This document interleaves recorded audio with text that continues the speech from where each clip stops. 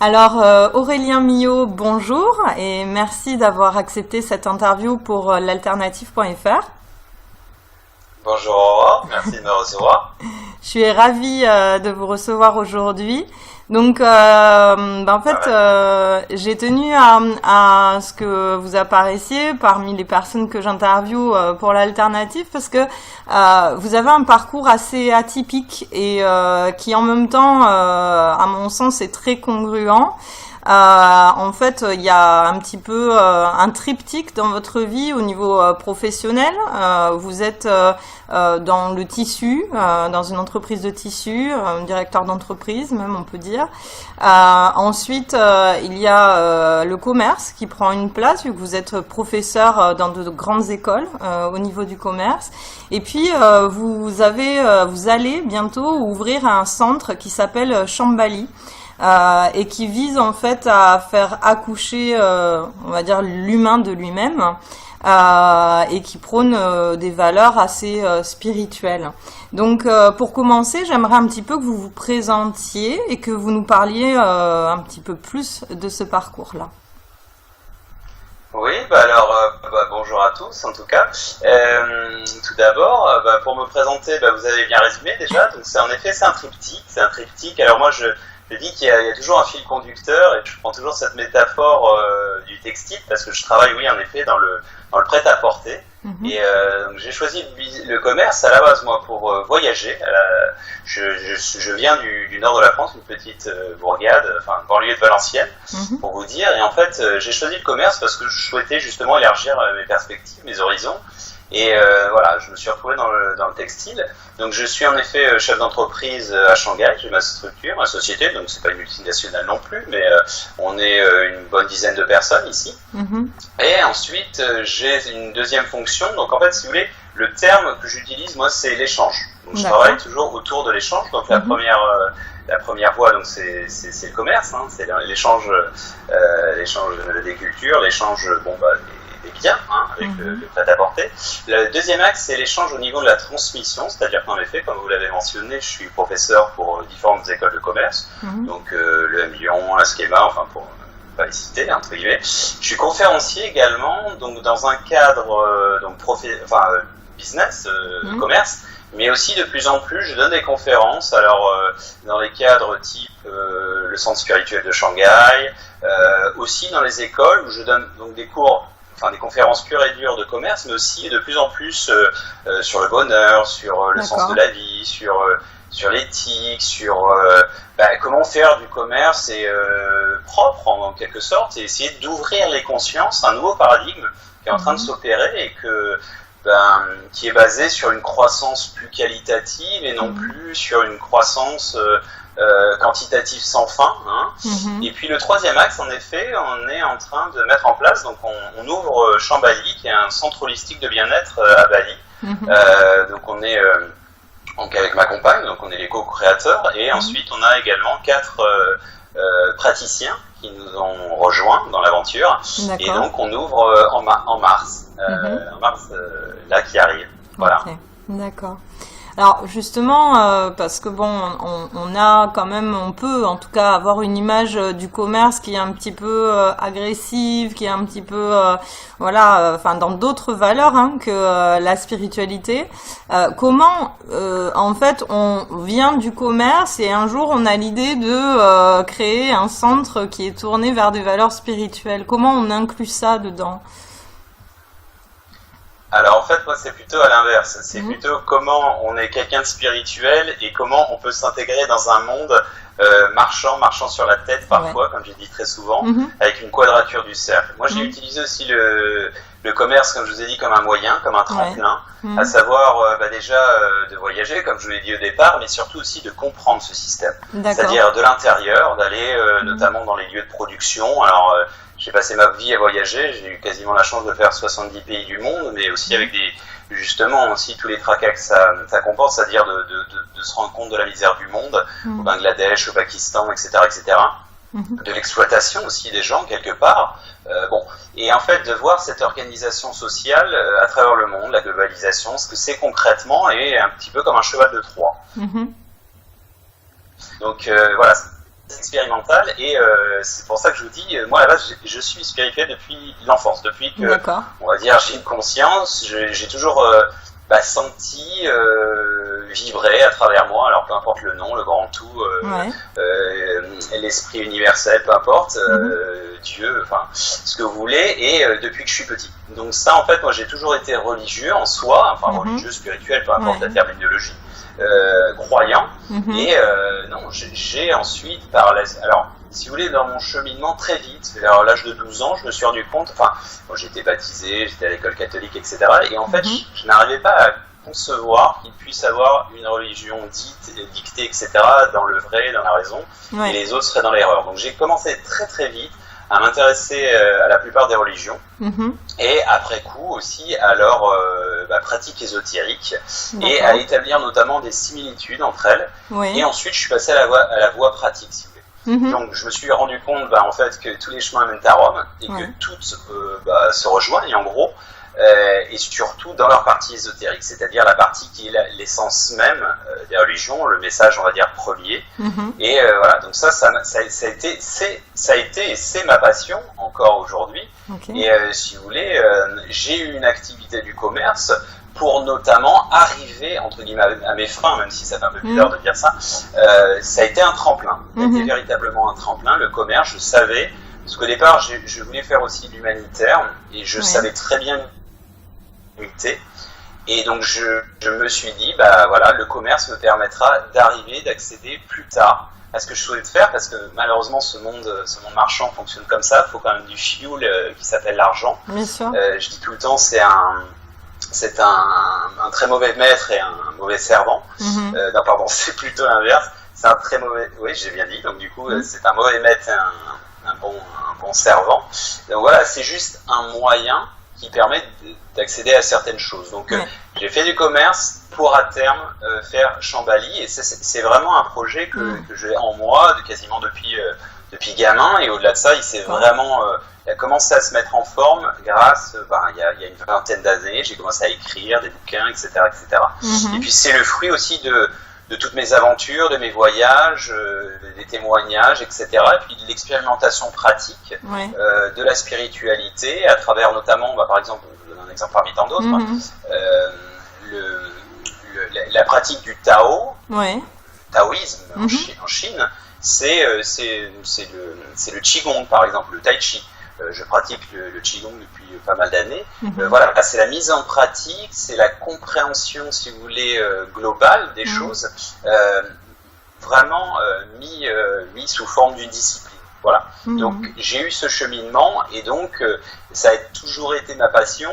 Et maintenant, c'est en train de prendre une place assez conséquente dans ma vie, puisqu'en effet, alors je dis pas que ça substitue, mais ça se complète parfaitement, ça s'épouse parfaitement, ça s'embrasse parfaitement. Je comprends. D'accord. Et donc, est-ce qu'on peut dire que Chambali, finalement, c'est un petit peu le fruit de tout ce que vous avez expérimenté, vécu vous-même? Parce que je crois que, justement, tout ce que vous proposez dans votre centre, vous l'avez vous-même vécu, vous l'avez vous-même transcendé, quoi. Ouais, alors, certaines des pratiques, je les enseigne, mais je les pratique dans son ensemble. Après, certaines, je suis pas du tout prof de ça, mais oui, je les connais. Et c'est pour ça, notamment, que le programme est intéressant. C'est qu'il est vraiment holistique. Et qu'est-ce que ça veut dire? Donc, holistique, pour les gens qui ne connaissent pas, donc holos en grec, ça veut dire entier, donc l'entièreté. C'est une vision d'ensemble. C'est-à-dire qu'en fait, on ne dissocie pas les disciplines, mais on montre l'enchevêtrement qu'ils ont. Et on montre le fil conducteur, encore une fois, avec chacune d'elles, parce qu'en fait ça se réfère à une notion culturelle. Si je prends mon exemple archétypal du Tai Chi, Chi en chinois signifie l'énergie, qui est le même Chi qu'en japonais du Reiki, Ki en japonais ça veut dire l'énergie, qui est la même chose que le prana chez les hindous, chez les bouddhistes, etc., etc. Et en fait on parle de la même chose. C'est juste le son qui diffère et les pratiques quelque peu. Donc là, par exemple, vous voyez cette discussion, on l'a en français. On pourrait l'avoir dans d'autres langues. Ça n'altère en aucun cas le fond. C'est la forme qui diffère. Et c'est en fait ce qu'on essaie de montrer à travers ces différents biais, ces différentes disciplines, et aussi avec différents angles de vue. Parce que si vous voulez, alors, on s'en cache pas, on a une pointe de spiritualité, mais qui est probablement un tiers, mais on a aussi un regard scientifique. C'est vraiment quelque chose qui me tient à cœur, parce que si vous voulez, on n'est pas exclusif, on est vraiment inclusif. Ouais. C'est-à-dire qu'en fait, il n'y a pas de parti pris, il y a pas. Je pense toujours à mon papa qui n'est pas forcément croyant, donc qui, pourquoi pas athée, s'il commence à se poser des questions, il est plus que bienvenu parce que justement, on va pas faire que des références systématiques sur la spiritualité. Oui, en bien revanche, on va en effet s'ouvrir à différentes sphères de conscience et voilà, on va essayer d'ouvrir les gens, mais après, encore une fois, il n'y a aucune obligation, les gens ils font ce qu'ils veulent à la fin et s'ils ont envie de poursuivre sur une certaine dominante, ils poursuivront, et puis s'il y a des choses qu'ils rejetteront, et voilà, ils font un petit peu à leur sauce, quoi. D'accord. Oui, parce que je pense que ce qui est intéressant aussi, c'est que vous revendiquez une forme de spiritualité incarnée dans le quotidien. Enfin, vous dites que la spiritualité, c'est quelque chose qui se vit, en fait, tous les jours, dans tout ce qu'on fait, que c'est pas séparé, finalement, du reste. Ouais, alors justement, et je rebondirai sur ce que vous disiez tout à l'heure, en effet, pour moi, être spirituel au sens littéral du terme, donc c'est spiritus, ça veut dire l'esprit, pour moi c'est au quotidien. C'est-à-dire que je ne fais pas de distinction entre le moment où je vais dans un temple ou peu importe le lieu. Pour moi, si vous voulez, c'est constant. Et comment dire, si vous voulez, par exemple, je sais que Mère Teresa, alors peut-être que je vais faire bondir certains, et j'ai fait des recherches il y a quelques années, elle, a priori, n'aurait pas cru en Dieu. D'accord. Et justement, dans ce schéma, je trouve ça intéressant parce que je trouve son attitude religieuse, c'est-à-dire dans le sens premier du terme, c'est-à-dire qui relie les gens. Oui, c'est-à-dire qu'elle a, pour moi, un sens noble dans son acte qui est beaucoup plus louable, même s'il n'y a pas de comparaison avec quelqu'un qui, quelque part, va être, je ne sais pas, grenouille de bénitier ou autre, et qui va mal se comporter au quotidien. Donc je pense que c'est... moi, j'ai pas une schizophrénie, c'est-à-dire que je suis pas chef d'entreprise, un vrai démon et assoiffé de pognon, excusez-moi l'expression, mais et puis en parallèle, je fais mes retraites et puis je suis zen. Non, je suis la même personne au même moment. Alors bien sûr, comme tout le monde, ça m'arrive de péter un câble, je veux dire, ce serait inhumain de dire le contraire. Je peux m'énerver de temps en temps, et heureusement, parce que sinon on somatise et on n'extériorise pas la mauvaise énergie, donc c'est important de savoir s'écouter. Mais je veux dire, oui, c'est une pratique que j'ai au quotidien. J'ai pas de mérite à ça parce que je l'ai depuis que je suis petit, si vous voulez. J'avais même, quand j'étais petit, j'avais même l'impression d'être en contact permanent, donc je pouvais pas faire entre guillemets de bêtises parce que sinon j'avais l'impression qu'il y avait une espèce de CCTV, une caméra qui me voyait, qui était en gros Dieu, et que j'allais me faire taper sur les doigts en gros. Bon bref, ça a évolué bien entendu, mais d'ailleurs je le fais pas actuellement pour les autres, pour le bon point, pour la récompense, si récompense il y a à la fin, c'est juste parce que voilà, c'est un état d'être, un état d'esprit, et puis voilà, c'est moi, tout simplement. D'accord. Et du coup, alors Shambhali, dans Shambhali, vous proposez des retraites qui durent 10 jours. Le 10, en fait, visiblement a une signification. Donc, je vais vous laisser nous en parler dans quelques minutes. Et donc, dans cette retraite de 10 jours, bon, alors on sait, ça se passe à Bali. Donc, on peut voir sur votre site internet shambhali.com que bon, ça se passe déjà dans un cadre qui est extraordinaire. Donc voilà. Le cadre est super, mais qu'est-ce qu'on y trouve concrètement quand on vient à Shambhali? Et puis peut-être à qui est adressé Shambhali? Est-ce que c'est adressé à des personnes qui sont déjà dans une, on va dire, quête spirituelle ou pas du tout? Est-ce que c'est adressé à tout le monde? Enfin voilà, je vous laisse parler de tout ça. Ouais, alors si je reprends par ordre, les 10 jours sont symboliques. En effet, les 10, ça correspond à un cycle. Et sur lequel on finit justement par, on espère, une espèce pas d'ascension, mais tout au moins de progression pour les gens, et de revenir sur le point initial, mais avec l'intégralité du cycle qu'on aura eu pendant ce séjour. Voilà. On a énormément de symbolisme, et tout a été justement étudié, ou tout au moins établi, pensé dans ce sens. Le rapport aux 5 éléments, 4 et 5 éléments, en Asie on dit 5 parce qu'il y a l'éther qui rejoint tout, enfin qui rassemble tout, les 5 sens, etc. Le trekking, ça va être lié à la terre, le snorkeling, ça va être lié à l'eau, etc. Enfin, on a tout ce symbolisme qui est très très important dans Shambhala, et notamment à travers la notion thérapeutique de toucher la partie droite de l'hémisphère du cerveau avec la notion de métaphore, de symbolisme, de métaphore qui n'est jamais imposée, mais quelque part plus suggestif. Voilà. Ensuite, pour répondre à votre question, quand je vous dis c'est pas exclusif mais totalement inclusif, c'est que tout le monde peut venir à Shambhala sans aucun bagage.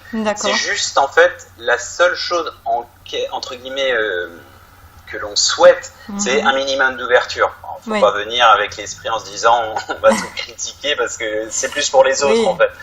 Nous, ça ne nous affectera pas, mais c'est dommage pour les autres. Mais ça ne veut pas dire qu'on ne peut pas critiquer dans le sens remettre en question, etc. Au contraire, ça c'est bienvenu. Mais avec un minimum d'ouverture pour, pourquoi pas, s'ouvrir potentiellement sur 10 jours à différentes manières de voir les choses. Donc, et pour les gens qui ont déjà un peu de pratique, on va faire énormément de piqûres de rappel et aussi, encore une fois, des ponts entre les différentes disciplines que peut-être ils ne connaissent pas, donc ils découvriront, et avec un spectre différent qui va leur permettre en fait de s'enrichir, même si ce sont des experts, par exemple, je sais pas, de Reiki ou de Qigong ou de Kundalini Yoga, peu importe, ils vont en fait pouvoir voir sous un autre angle et encore une fois dans un contexte global holistique. Donc encore une fois, ça ne demande rien si ce n'est que quand même un souhait de s'ouvrir à d'autres choses. Et quelque part, qui entre guillemets on vise, si vous voulez, c'est les gens qui se posent des questions. Qui sont un peu, pas forcément paumés, hein, ça ne veut pas dire c'est des gens... non, c'est des gens en fait qui, par exemple, sont bien dans leur vie, pourquoi pas, mais en fait, ils n'arrivent pas à comprendre qu'en fait, il leur manque quelque chose. Et ce quelque chose, c'est ce qu'on va essayer de trouver ensemble, parce que c'est ce qu'on appelle la maïeutique, c'est faire accoucher l'autre de lui-même. On ne va pas leur dire, voilà, c'est la voix, c'est ceci, c'est cela. Non, c'est en eux. Et c'est à travers eux. Donc on va suggérer différentes techniques et ensuite libre à eux de choisir ce qui est bon pour eux ou pas. D'accord. Et si vous voulez, l'idée c'est beaucoup à travers la notion de reconnexion à son soi, soit profond, soit supérieur, à la nature, aux gens, etc. Il y a une notion de coaching de vie aussi, de remotivation. En fait, c'est plus pour les gens qui sont bien, mais qui ont envie de passer à autre chose parce qu'ils sentent qu'il y a quelque chose, on va dire, de transcendantal, qu'ils n'arrivent pas à expliquer, mais il y a quelque chose de plus que notre vie en 3D au quotidien, d'un monde, une société occidentale qui est beaucoup basée sur le consumérisme, etc. etc. Et il y a peut-être autre chose à gratter, et notamment, la quête, elle est très simple, c'est l'harmonie, c'est l'harmonie individuelle et ensuite au-delà collective. C'est-à-dire c'est toujours ce cheminement, trouver l'unité individuelle pour s'ouvrir sur le monde global, et après ça va passer par énormément de choses, sur l'ouverture, sur le monde supra, sensible, etc., invisible et autres. Voilà. Et encore une fois, quand je dis le monde invisible, c'est pas nécessairement que les entités, etc. C'est toute la notion d'énergie, notamment, qui est un peu la pierre angulaire, la pierre philosophale de notre centre, parce que ça, c'est pas moi qui l'invente, hein, c'est Einstein qui le disait, qui l'a redit sur plusieurs angles, que tout est énergie. Tesla l'a dit, hein, Tesla disait, Nikola Tesla, si vous voulez trouver le secret de l'humanité et de l'univers, réfléchissez en termes d'énergie, de vibration et de fréquence, voilà. Et d'autres scientifiques, Max Planck, Niels Bohr, enfin je ne vais pas toutes les citer, n'ont parlé que de ça. Oui, donc tout est énergie, même notre matière, et donc on va essayer de travailler à travers ça, leur ouvrir des champs de vision qu'ils n'avaient peut-être pas forcément. Et voilà, l'idée c'est de les ouvrir à de nouvelles choses, et pratiques au quotidien, mindfulness, la pleine conscience, toutes ces choses-là pour être vraiment ancrés. Le but, c'est pas qu'ils soient barrés, c'est qu'ils soient justement encore plus ancrés dans cette vie de tous les jours, mais avec un bon équilibre. Parce que ça, ce sera l'une des clés, c'est un mot-clé, c'est la balance. C'est le fait d'être équilibré, épanoui dans cette vie au quotidien de tous les jours, et surtout, vous le mentionnez, c'est un endroit paradisiaque, magnifique, certes, et donc il n'y a pas trop de difficultés à ce que les gens y soient bien là-bas. En revanche, notre challenge et notre mission, c'est que les gens ramènent toute cette belle énergie, toutes ces choses qu'ils ont appris chez eux pour le réactiver dans leur vie de tous les jours, pour que justement, qu'il n'y ait pas, entre guillemets, un retour difficile à la vie réelle, le métro, etc., la vraie vie, quoi, tout simplement. Parce que bon, Chambéry, c'est un peu aseptisé quelque part. Vous avez les fleurs, vous avez les senteurs, vous avez tout. Enfin, tout est paradisiaque et s'y prête. Mais ce qu'on veut, c'est vraiment qu'ils ramènent un maximum de techniques chez eux, encore une fois, pour réactiver tout ça et qu'ils vivent en fait plus sereinement, plus harmonieusement et qui rayonnent en fait davantage et que ce soit aussi contagieux avec leur environnement. Voilà. Alors justement, vous parlez de cette énergie qui semble être très importante, même être un pilier. Et donc il y a plusieurs techniques, plusieurs ateliers que vous proposez, je sais pas comment vous les appelez, et quelles sont ces méthodes? En tout cas, ça passe par quel domaine? Quels sont les domaines que vous proposez d'initier, en tout cas d'initier les personnes à travers ces domaines pour qu'ils trouvent un meilleur alignement grâce à cette énergie peut-être qui passe mieux en eux, je sais pas, vous allez me dire. Ouais, bien sûr. Alors en fait, on a à peu près une vingtaine de disciplines et 8 concepts. Donc dans les disciplines, alors sans être exhaustif, on a évidemment la méditation qui est très importante pour nous, le pilates, le yoga kundalini, le qigong, le reiki, l'auto-hypnose, quoi d'autre, les massages aquatiques qui sont une sorte de shiatsu dans l'eau, quoi d'autre encore, le mandala thérapie. Enfin, voilà, et on va avoir, bon je les cite pas tous, mais on va, si vous voulez, avoir soit des cours, soit des ateliers. Par exemple, l'auto-hypnose, on va, alors ça va être pendant 3 heures, où on va expliquer, selon des thèmes, comment ça fonctionne. Et de là, en fait, l'idée, c'est que les gens, alors je sais pas, un manque de confiance en soi, l'enfant intérieur à resoigner ou réadopter, etc., en fait. Et on va leur mettre des pistes qui sont déjà préétablies, mais qui vont être faites avec leur voix, avec leurs mots aussi, on peut changer. Et l'idée, c'est qu'ils puissent avoir compris la technique et le reproduire chez eux avec tous les potentiels, tous les sujets possibles et imaginables. Voilà. Donc on a un système comme ça de cours et d'ateliers, comme vous l'avez dit. Et l'idée, c'est que les gens vivent vraiment ces expériences et puis après qui prolongent, qui développent, qui continuent chez eux en rentrant ou pas. Un truc très simple, par exemple, à l'issue de ça, c'est évident que les gens vont avoir vont maîtriser maîtriser, c'est un grand mot, mais ils auront la palette de toutes les techniques de méditation, les cinq principales, et ils vont choisir celles qui leur parlent le plus, celles pour lesquelles ils ont le plus de facilité. De la même manière, la respiration holotropique, donc qui est une hyperventilation qui permet notamment de se libérer certains traumatismes, alors physiques, physiologiques, etc., etc. Bon, ça c'est assez costaud. Il y a des gens beaucoup de crises de larmes à la fin, etc. Même, j'ai déjà vu des bons monsieur, des beaux bébés, etc., 50 ans, balèzes, tatoués, qui pleuraient comme des enfants. Non, mais c'est assez prenant, c'est assez... Tout à fait.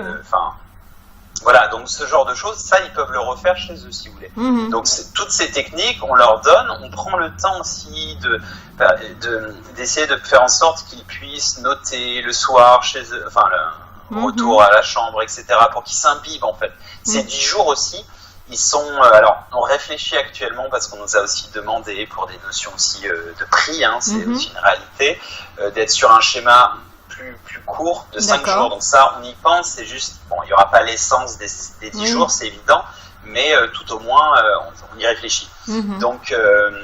mais voilà, ils seront capables de réactiver ça. Par exemple, on a un concert de danse derviche tourneur. C'est pas un concert où on assiste, on va le faire ensemble. C'est-à-dire, moi je pratique depuis quasiment 15 ans la danse derviche, soufi.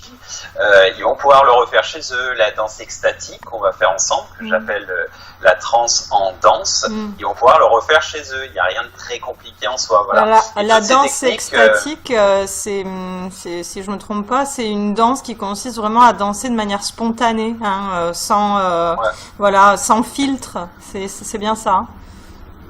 Voilà. En fait, c'est vraiment se caler au son, à la vibration, à l'énergie, au tempo et surtout à ce que vous avez envie d'exprimer à ce moment-là. Il n'y a pas de regard des autres, il n'y a pas de règles, c'est non conventionnel. C'est justement le gros défouloir, on va dire, c'est le gros lâchage. Et tout est permis, bon, pas de taper son voisin, mais bien évidemment, mais en plus, nous on le fait de manière masquée, comme ça, les gens, il n'y a pas ce côté, est-ce que je fais bien ou pas bien, on s'en moque en gros, et c'est s'éclater en gros, c'est s'éclater, pardon, sans alcool, sans substitut, vraiment pour se défouler un bon coup, et surtout de vibrer avec la musique. Encore une fois, si vous voulez, c'est le même principe que les gens qui chantent sous la douche et qui chantent un peu faux, c'est pas très grave. Tant qu'ils sont contents à chanter comme tel, ça va très bien, quoi. Et c'est le même principe pour la danse extatique. C'est très rythmé, il y a beaucoup de percussions, etc. Donc ça, très vite, on va pas rentrer dans une transe non plus, faut pas exagérer, mais on va rentrer dans une atmosphère, une ambiance, etc. Un état modifié de conscience. Et à la fin... Pardon ? Un état modifié de conscience.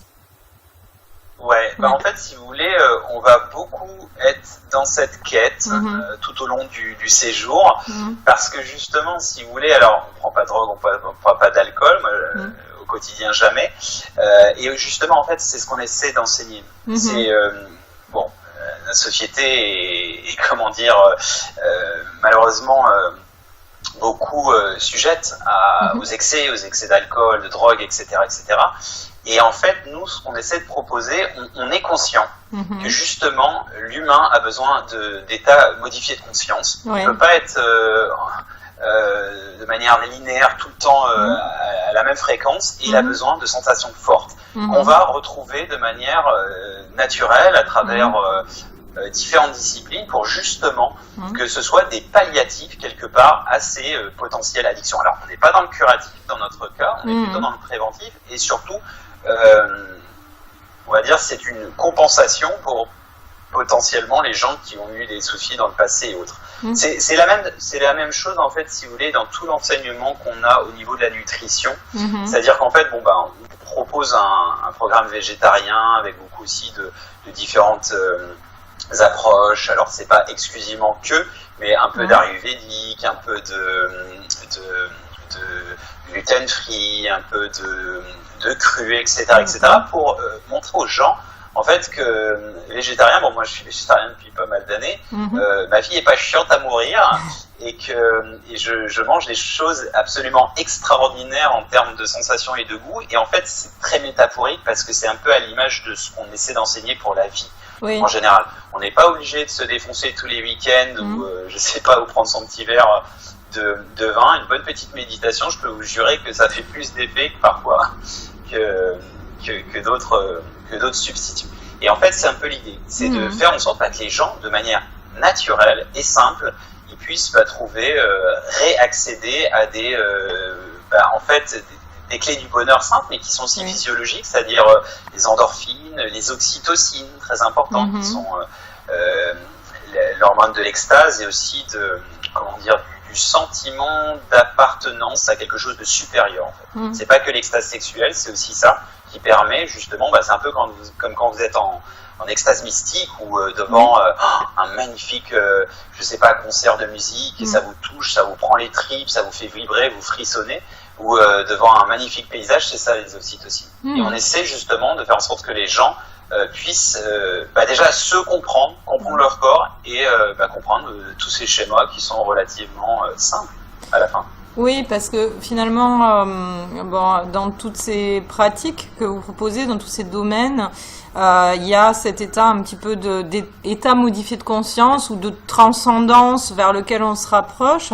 Mais est-ce que finalement, ce que vous recherchez pas à travers ça, c'est aussi que la personne puisse peut-être à un certain moment se rapprocher de plus en plus de son âme ou de sa part la plus grande? Alors, tout à fait. C'est-à-dire qu'en fait, on est dans chacune des disciplines, on est toujours dans un triptyque qui est le suivant.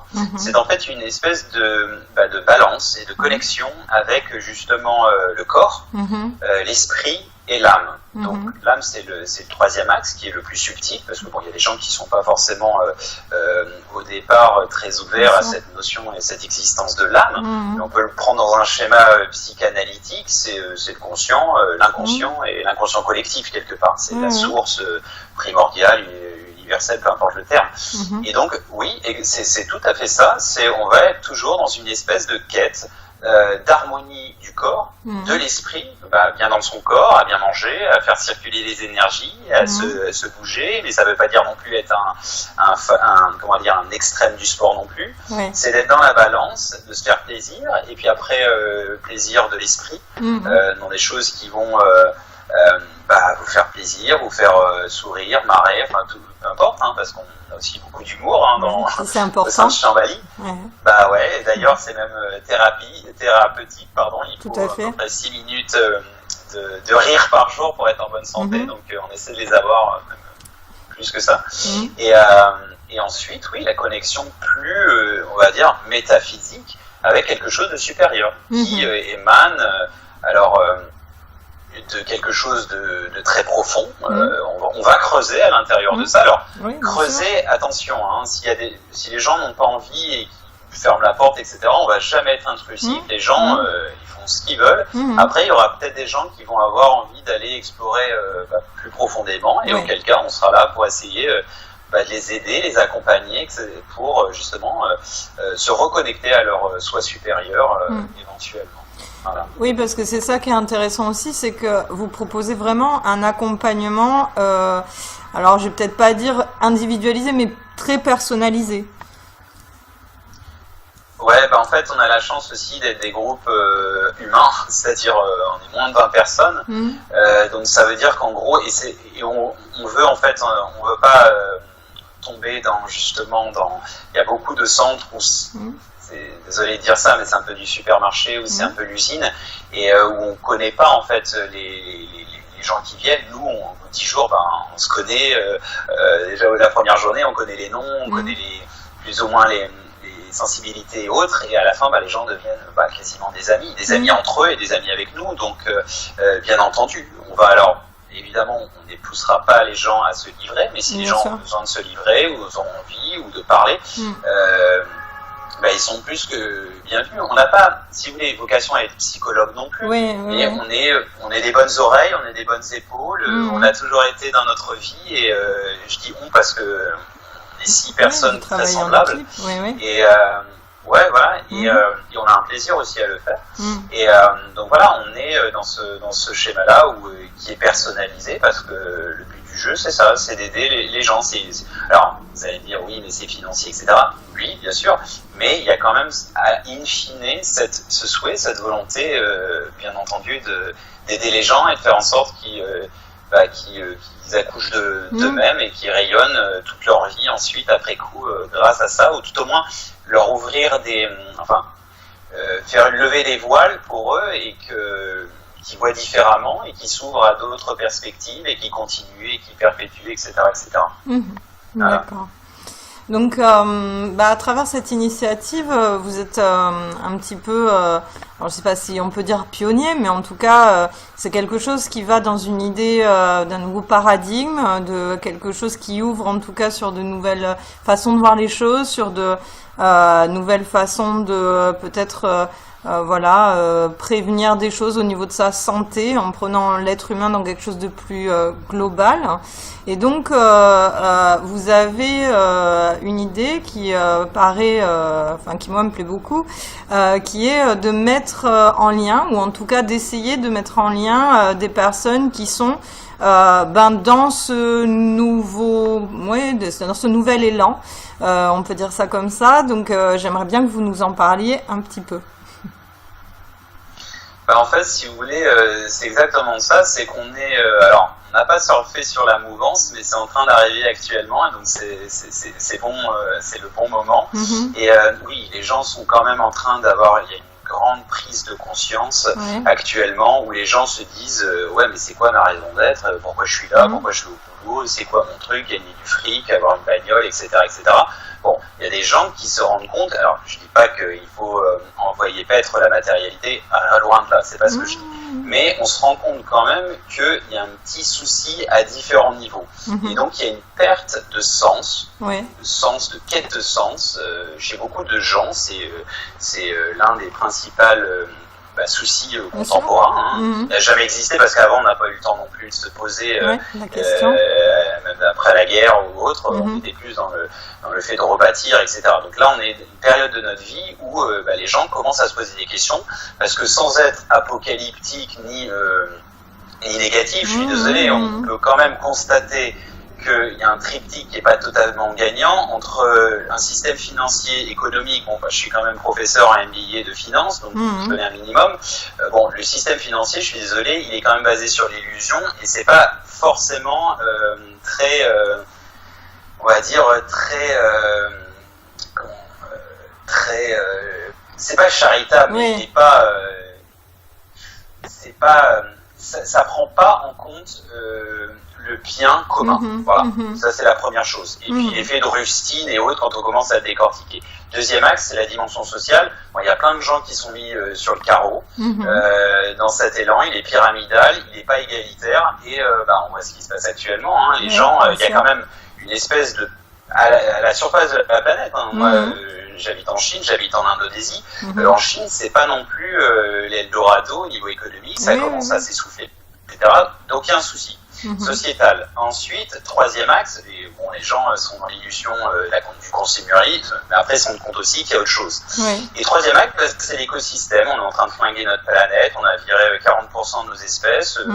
Un truc très simple, Einstein disait s'il n'y a plus d'abeilles, on a l'humanité à 4 ans pour survivre. Bon, on est dans un schéma comme ça. Bon, alors ça, disons que c'est pas forcément très positif, mais quelque part, il faut qu'il y ait une prise de conscience qui est en train d'opérer. Et heureusement, et si vous voulez, alors quand vous dites c'est entre guillemets flatteur de dire oui, on est des pionniers, mais vous savez, on aspire à être copié, et vite. Bien sûr. C'est-à-dire qu'il va en avoir des tas et des tas. Nous, on va aider parce qu'on veut que ça se... qu'il y en ait partout dans le monde. Bien sûr. Pas que nous, c'est pas une franchise qu'on veut faire, c'est que qu'il y ait une prise de conscience globale des gens et qu'on repense tous ensemble notre système. Je sais pas du tout de la démagogie quand je vous dis ça. Il y a des gens qui vont penser il est bien mignon, lui il est chef d'entreprise, etc. Non, c'est sincère, c'est vraiment quelque chose.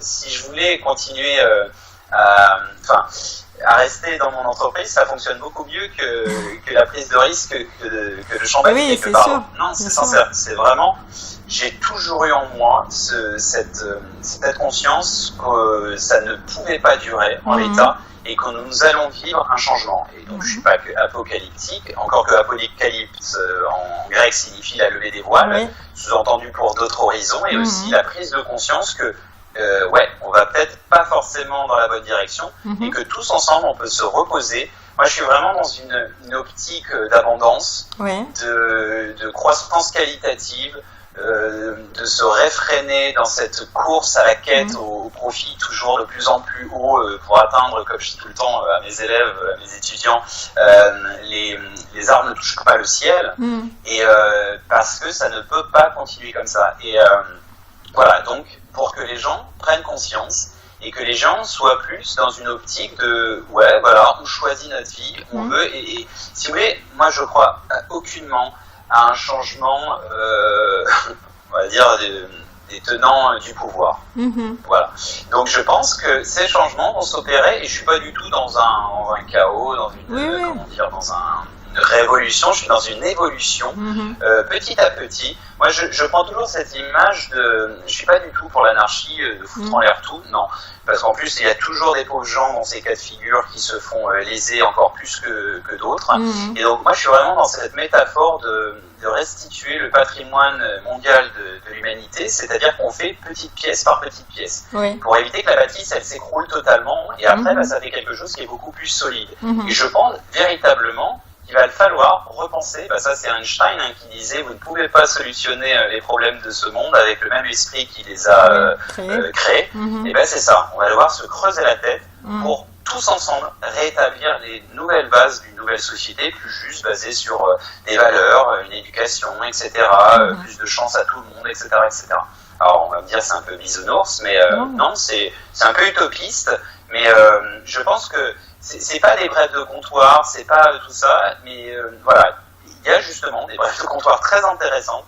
Les gens se posent des questions, et ça fait plaisir, ça donne du baume au cœur, parce qu'en fait, moi, ce dont je me suis rendu compte, à travers mes différents voyages, comme vous l'avez peut-être dit, j'ai fait quasiment 70 pays dans ma vie, en fait, quand je discute avec les gens, quand je refais le monde avec les gens, que ce soit au travers du travail ou autre, en fait, quasiment tout le monde a cette même bonne volonté de remettre en place les choses, et chacun se dit tout simplement ouais mais je suis tout seul, ou ouais c'est des rêves de gosse, etc.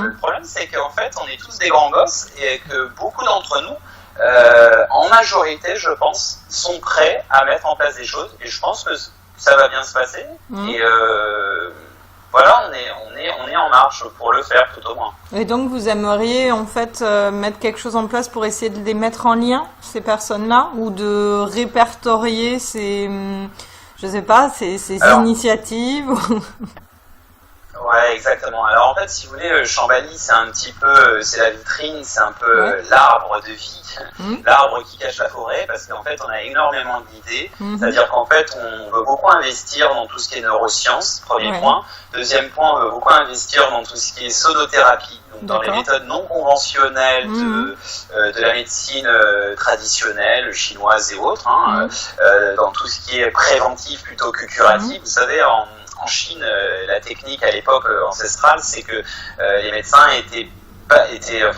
rémunérés au quotidien, et ils devaient trouver les maladies, et s'ils ne trouvaient pas les maladies et que les gens étaient malades, ils n'étaient pas payés, ils avaient une mauvaise réputation.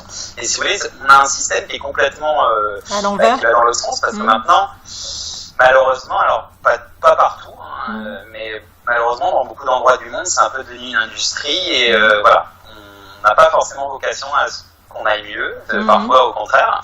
Donc voilà, sans être, conspirationniste, c'est pas l'idée, c'est plus de dire, voilà, on est dans le préventif, ça c'est ce qu'on souhaite, et après, pour ce que vous disiez, en fait, oui, on est en train de mettre en place, donc, alors, j'ai pas précisé, mais Chambali a une grosse partie des bénéfices qui sont reversés à un orphelinat, qui est symbolique, parce que c'est les bases de notre futur, les enfants, et ensuite également ce qu'on appelle le benchmark du monde. Alors en français, c'est si je traduis, en fait, c'est benchmark, ça signifie point de référence, point de repère, et men, c'est les hommes, donc l'humanité en quelque sorte, donc c'est le jeu de mots, les points de repère humains, ou dans lequel déjà il y a un niveau fondation associatif, charity, caritatif au niveau des locaux, où on essaie de diagnostiquer pour les gens qui n'ont pas trop les moyens leurs compétences, de les former, de les orienter sur des projets pour qu'ils soient indépendants de la charité.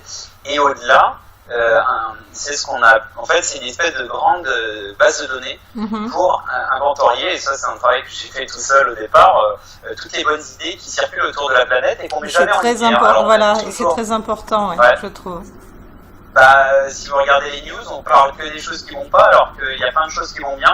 Et on préfère regarder le verre à moitié vide qu'à moitié plein. Et en fait, ça entretient la sinistrose, ça entretient une eau stagnante, je suis désolé, qui pue le renfermer, quoi, quelque part. Alors qu'il y a énormément de belles choses, de gens qui se bougent, qui font des très belles choses, que ce soit en banlieue, que ce soit dans la Creuse, enfin peu importe, dans les endroits un peu reculés. Ils font des bonnes choses. J'avais cette semaine un monsieur Arnaud qui est en train de mettre en place un très beau projet avec des cabanes où il est totalement autosuffisant en termes d'écologie, etc. Je trouve ça admirable. C'est ce genre de choses, et je souhaiterais qu'on mette la lumière sur ces gens, qu'on prenne ces idées pour les démultiplier, pour que ces gens soient aidés, qu'on avance tous ensemble. Et ça passe par énormément de choses, la science, la spiritualité ou autre, les techniques traditionnelles, etc. Donc contemporaines, les bonnes idées contemporaines, et aussi du passé, et de les mettre structurées dans une espèce de base de données qui sera humaine aussi, avec des compétences des gens. Et le but du jeu, c'est ça, c'est comme vous l'avez dit, être une interface avec plein d'autres associations, de gens qui font la même chose, parce qu'en fait, si vous voulez, dans ce changement de paradigme, moi, c'est vraiment quelque chose que j'ai compris, notamment en Asie. On dit tout le temps, l'union, la force c'est dans l'union. C'est-à-dire qu'en fait, on ne fait pas les choses tout seul. Moi, je dois avoir les meilleures idées si je pisse dans un violon, en gros. C'est moi l'expression. Mais et donc, je vois à l'échelle de ma société, on est une dizaine de personnes. J'aurais jamais pu faire tout ça tout seul.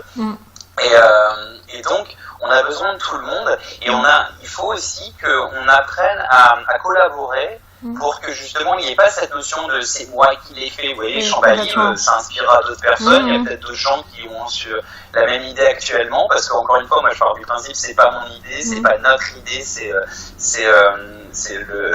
on l'a juste téléchargé du monde des idées de Platon en quelque sorte, donc ça nous a été insufflé.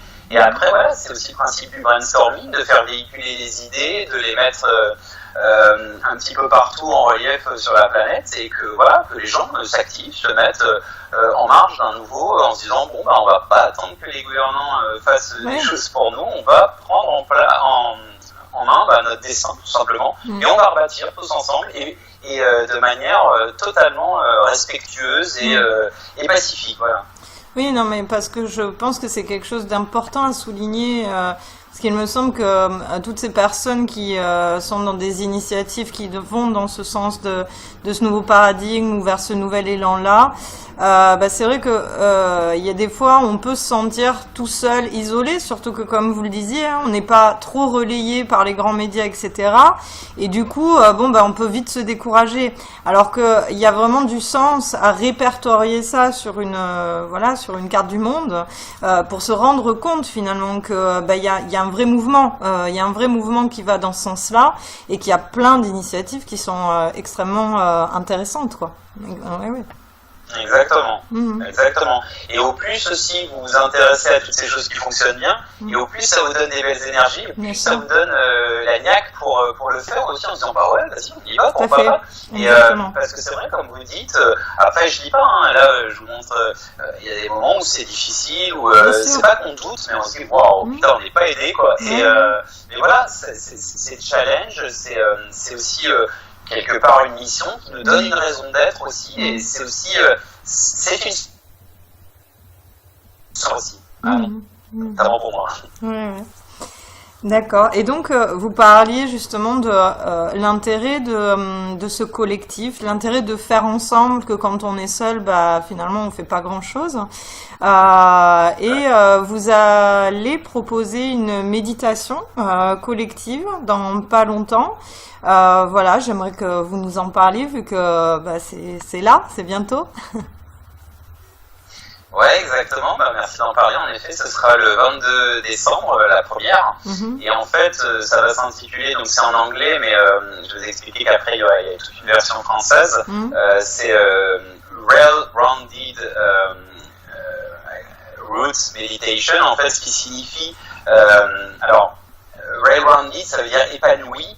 Et root, donc c'est la racine, et en fait c'est un jeu de mots avec racine ronde et racine carrée. En fait, pourquoi ? Parce que pour la simple et bonne raison qu'il y a une formule qui existe depuis très longtemps et qui sous-entendrait que la racine carrée d'1% de la population qui ferait une méditation sur un objet particulier, sur une volonté particulière, avec vraiment une intention sincère, obtiendrait un résultat sur la matière. Alors, il y a déjà eu un cas, le 1er août 1993, 4000 personnes ont fait, donc ça c'est le New York Times qui le révèle, c'est encore actuellement disponible sur le net, et ils avaient pour objectif de baisser le taux de criminalité de manière conséquente, et les commissariats ont enregistré 25% de baisse. Et donc, nous, notre idée, c'est d'être 10 000 personnes minimum ce 22 décembre. 10 000, ça semble beaucoup, et en même temps, c'est pas énorme. Et pourquoi 10 000 personnes ? Parce que si vous prenez 7,7 milliards d'individus, que vous multipliez par 1%, ça fait 77 millions, et vous le mettez à la racine carrée, en fait, c'est 8 775 personnes dont on a besoin, qui méditent sur une cause commune, et la cause commune, elle ne sera pas sociale, elle ne sera pas religieuse, elle ne sera pas politique, elle est juste une visualisation de 9 minutes avec une méditation guidée que j'ai enregistrée donc en français. D'accord. En français et en anglais, parce qu'elle est destinée à tous les pays du monde, avec le réseau qu'on a, et l'idée c'est sans prétention, c'est juste c'est mettre en place ça, c'est ce souhait et ce truc où oui, on peut faire des choses ensemble, et oui, rien que la méditation, rien que la visualisation que les choses vont mieux et vont mieux aller, vont faire que ça va aller mieux. Je dis pas que ça va résoudre tous les problèmes, loin de là, mais ce sera un premier pas. Et aussi de montrer, de se sentir solidaire, de montrer qu'on peut se mettre derrière un beau projet tous ensemble. Vous savez, c'est comme les marches, on n'invente rien, il y en a d'autres qui l'ont fait, qui l'ont déjà fait et qui sont en train de le faire. Et je souhaite qu'on soit tel un confluent ou un affluent qui va rejoindre une immensité ou un fleuve ou une rivière ou la source. Avec d'autres, on sera très très content. Encore une fois, il n'y a pas de c'est moi qui l'ai fait, c'est moi qui l'ai initié. Non, c'est pas ça du tout. On veut juste faire en sorte de tester. Et puis d'essayer ça. Il y a eu en Inde des tentatives qui ont été faites sur en fait, j'explique tout ça.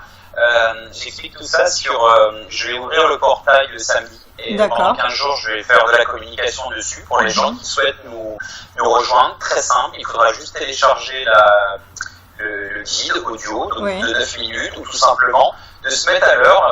Cette méditation aura lieu en France à 14h. Et voilà, les gens ils se mettront ce 22 décembre, ça correspond au solstice d'hiver et en parallèle aussi la pleine lune. Et juste avec leur bonne volonté, ils sont dans l'avion, ils sont dans le train, ils sont dans le taxi, peu importe, ils sont dans une manif, mais ils prennent le temps juste de visualiser que les choses vont bien. Et il y a tout un programme qui explique comment visualiser la lumière, etc., un bon accompagnement. Même ceux qui n'ont jamais fait de la méditation sont les bienvenus. Ce qu'il faut, en fait, c'est le même principe qu'une prière, c'est juste un cœur pur. Ça fait un peu con de dire ça, un peu niais, mais juste une bonne volonté, quoi. Et voilà. Et on va montrer que l'on peut faire, on va se montrer, l'humanité va se montrer qu'elle peut retrouver son humanité, même juste un temps unifié pour 9 minutes, qui semble à la fois court et très compliqué de mettre en exergue, mais on va le faire, parce qu'on est grands rêveurs, on est des gamins qui rêvent très très fort.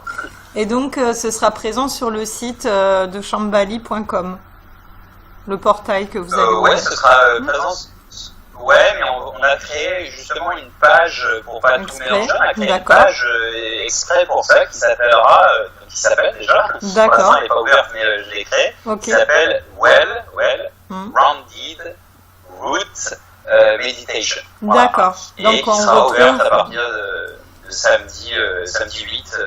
Voilà. D'accord. Et donc tout le monde est plus que bienvenu, et relayer l'info, plus on sera nombreux et plus on aura d'impact à faire des belles choses. Voilà. Bon, on sera là, en tout cas on sera là.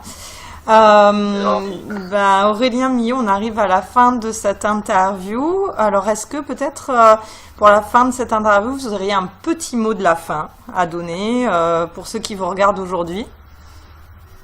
Bah écoutez, j'ai très souvent tendance à faire ce petit mot de la fin avec mes étudiants dans mes conférences. Et pourquoi? Parce qu'en fait c'est très symbolique, c'est l'enfant intérieur et c'est aussi tout ce que je vous ai dit par rapport à la notion de rêve.